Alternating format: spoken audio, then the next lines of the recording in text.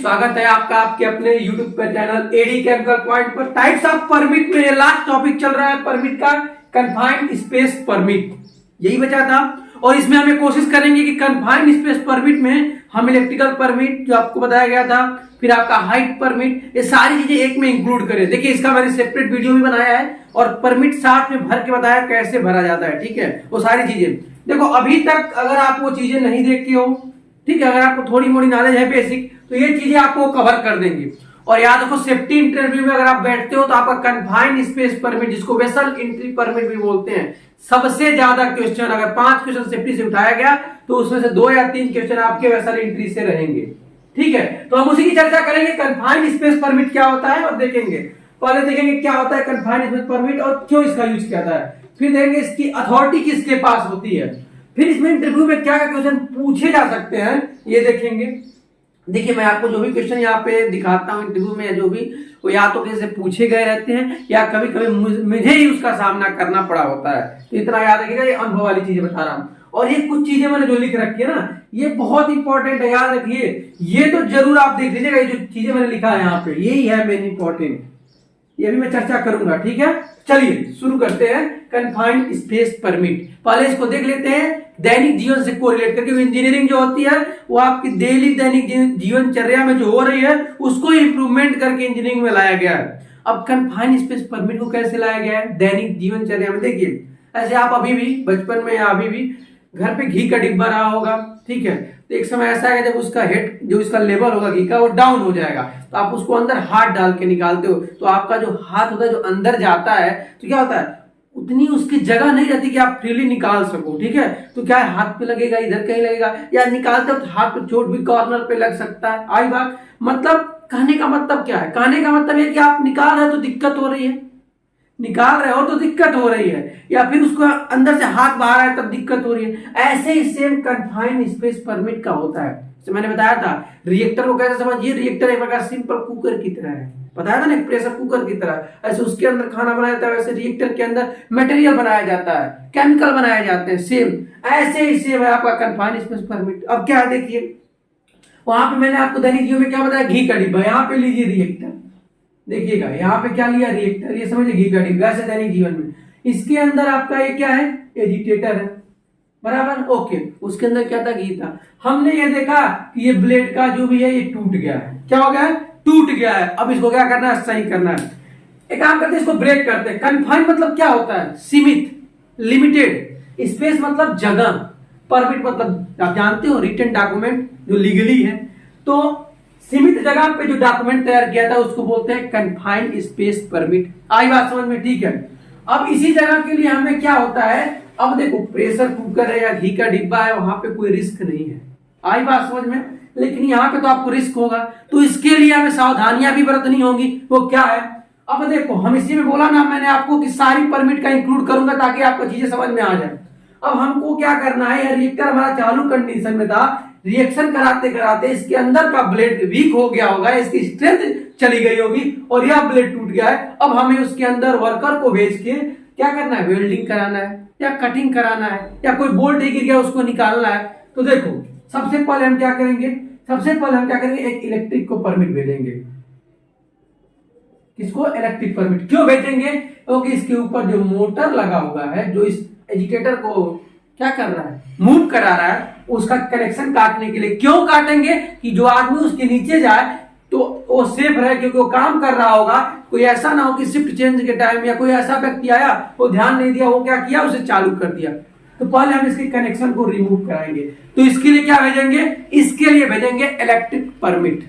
आई और electric permit पे क्या भेजेंगे, लोटो, लॉक आउट टैग आउट, जिसका मैंने वीडियो बना रखा है। अगर आपको ब्रीफली डिस्कस करना है आप जाओ, यहाँ पे मैं स्किप कर रहा हूँ। लोटो परमिट बनाएंगे। लोटो परमिट में क्या होता है आप जानते हो, जिस चीज का कनेक्शन काटना है उसका कनेक्शन काट देते हैं, उसको अथॉरिटी का साइन कर देते हैं, जो काटता है उसका साइन रहता है, और जो इस इक्विपमेंट का शिफ्ट इंचार्ज होगा और ऑपरेटर होगा, सुपरवाइजर होगा, उसकी जवाबदेही रहती है, और बाद में सेफ्टी ऑफिसर आपको उसको पास करता है, ठीक है। ये आपका हो गया इलेक्ट्रिक परमिट, कनेक्शन कट गया। आई बात समझ में। मैंने क्वेश्चन क्या था, what is confined space permit, आप समझ गए कन्फाइंड स्पेस परमिट क्या है। अब इसका डिफिनेशन दे दे रहा हूं। कन्फाइंड स्पेस परमिट वह परमिट होता है जहां पे किसी इक्विपमेंट में किसी व्यक्ति को ऐसी जगह भेजा जाए जहां पे उसका एग्जिट एक हो और एंट्री एक हो। क्या बोल रहा हूं? कन्फाइंड स्पेस परमिट वह परमिट होता है जिस किसी इक्विपमेंट में किसी व्यक्ति को भेजा जाता है और उसकी एंट्री एक होती है और एग्जिट भी एक ही होती है। उसमें ऑक्सीजन की लेवल की कमी हो सकती है। ये सारी पैरामीटर हैं, याद रखिएगा। उसे क्या बोलते हैं? Confined space permit. जहां पे व्यक्ति आसानी से काम ना कर सके, जहां पे व्यक्ति आसानी से काम ना कर सके उसे जगह पे क्या बोलते हैं? कन्फाइंड स्पेस परमिट बोलते हैं। जहां पे वो आपके आदमी जो जा रहा है काम करने, वो वॉल्यूम कम है, जाने के दौरान उसके अंदर वॉल्यूम ज्यादा है, लेकिन ऊपर जहां से उसने एंट्री लिया, अब एंट्री लिया वो अगर कम है तो ऑक्सीजन लेवल उसमें कम जाएगा, एयर भी कम जाएगा, सारी चीजें कम जाएगी। उसे कन्फाइंड स्पेस परमिट करते हैं। ठीक है, ओके। कन्फाइंड स्पेस परमिट का यूज क्यों करते हैं मैंने आपको बताया। सपोज दैट हमारा रिएक्टर वर्किंग कंडीशन में है और ये ब्रेक हो चुका है, डैमेज हो चुका है। अब इसे हम फेंक तो नहीं सकते क्योंकि 25 लाख 20 लाख 30 लाख के इक्विपमेंट आते हैं, तो इसको उसी के अंदर प्रॉपर मेंटेनेंस के लिए हमें इसका यूज करना पड़ता है। आई बात समझ में? ठीक है, ये आपका क्वेश्चन हो गया।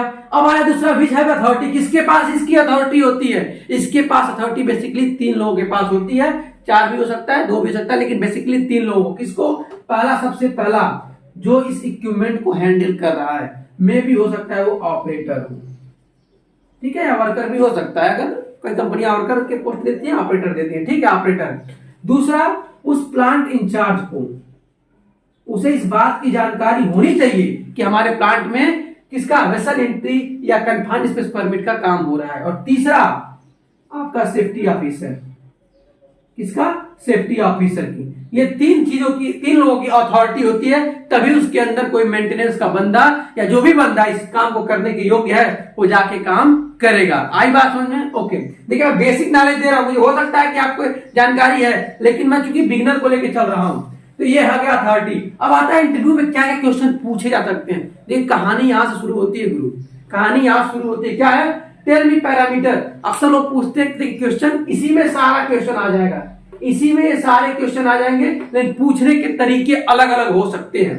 क्या है पैरामीटर? बताइए क्या क्या कन्फाइंड स्पेस पैरामीटर के हो सकते हैं। पैरामीटर मतलब अब हो सकता है कि क्या क्या चीजें, सेफ्टी बताइए आप उसको, उसके दौरान उसको ऑक्सीजन का लेवल बताइए, क्या क्या चीजें हैं जिसका हमें ध्यान रखना चाहिए। तो पैरामीटर में आप सारी चीजें मैं कवर करूंगा और आप समझ जाना। और एक बात और, जब कन्फाइंड स्पेस परमिट भरते हैं उसके साथ में या तो जेएसए लगाते हैं, जॉब सेफ्टी एनालिसिस। देखिए हर कंपनी, तीनों में से कोई एक चीज आप हायर कर सकते हो, या बोल सकते हो उसको RBCA, risk based concept analysis, या फिर बोलते हैं RA, रिस्क असाइनमेंट। आई बात समझ में? ये तीनों हम इसमें क्या बताता है, जेएसए क्या बताता है, रिस्क बेस्ड क्या बताता है, रिस्क असाइनमेंट क्या बताता है।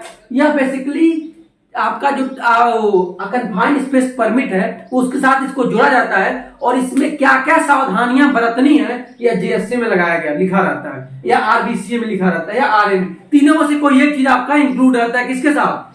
कन्फाइंड स्पेस परमिट के साथ। उसमें एक एक पॉइंट करके लिखा रहता है कि क्या क्या संभावनाएं हो सकती हैं, क्या क्या चीजें आप हटा दीजिए, क्या क्या चीजें कर दीजिए। आई बात समझ में? तो एक चीज थी पॉइंट वाली, इसलिए मैंने नीचे रखा था। ओके, अब देखिए पैरामीटर में क्या हो सकता है। पैरामीटर में आपको हो सकता है कि वहां पे ऑक्सीजन परसेंटेज चेक करा लीजिए।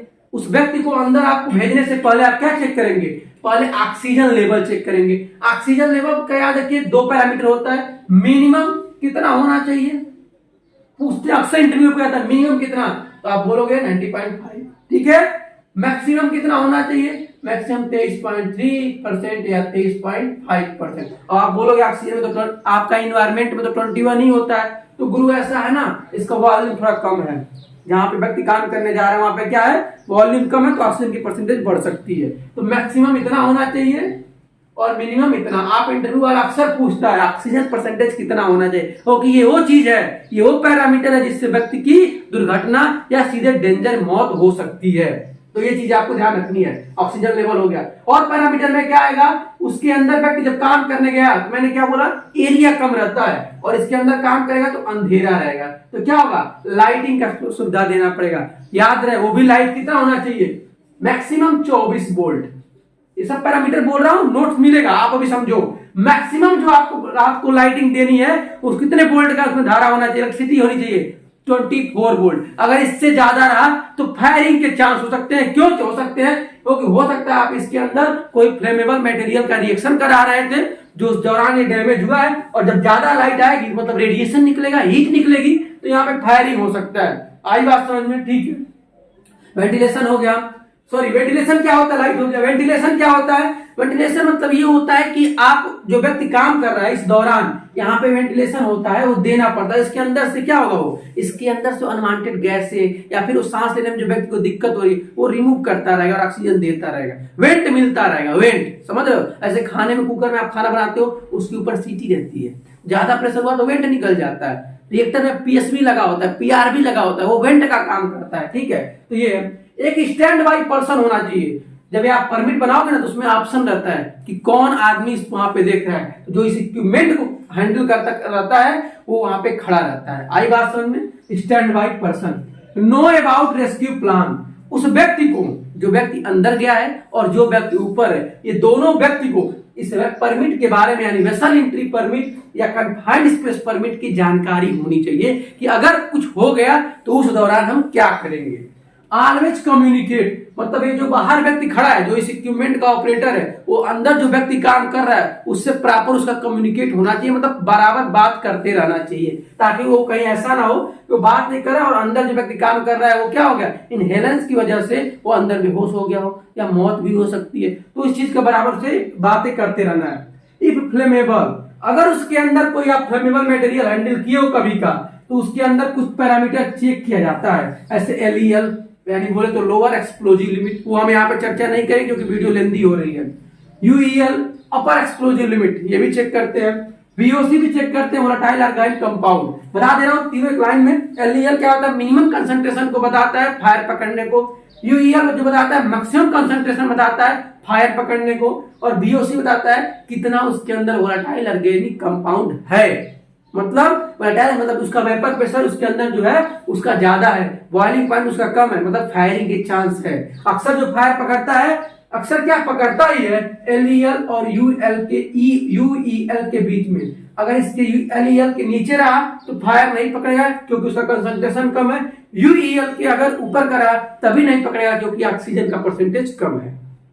इस पर डीपली चर्चा कभी बाद में करेंगे। ठीक है, अब क्या प्रोवाइड एयरलाइन, इस जो व्यक्ति इसके अंदर काम करने गया, इसमें हमें क्या करेंगे, एयर की लाइन की सुविधा प्रोवाइड कराएंगे, ताकि एयर रहेगा तो ऑक्सीजन का परसेंटेज बराबर बना रहेगा। ठीक है, उस व्यक्ति को गर्मी या कुछ चीज की प्रॉब्लम नहीं होगी। सेफ्टी बेल्ट, वो व्यक्ति जो अंदर गया हो, याद रहो जब काम कर रहा है उस दौरान वो सेफ्टी बेल्ट पहना होना चाहिए। क्यों? क्योंकि अगर मान लो सपोज काम करने के दौरान वो बेहोश हो गया, तुरंत सेफ्टी बेल्ट के थ्रू हम उसे क्या करेंगे, ऊपर हैंग कर लेंगे, खींच लेंगे।